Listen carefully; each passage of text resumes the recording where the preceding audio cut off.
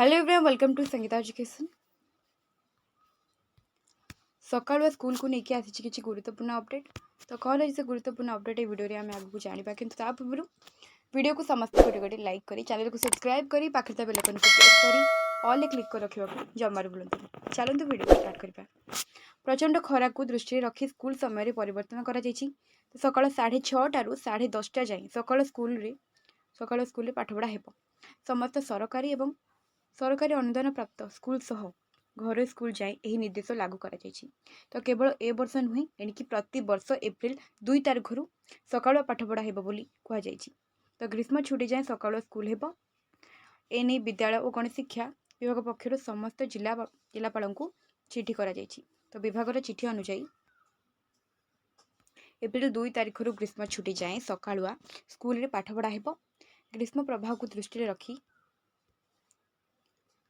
को दृष्टि रखी पिलांकु अतिरिक्त सुरक्षा जोगाई देवाकू निर्देश दि जाएगी।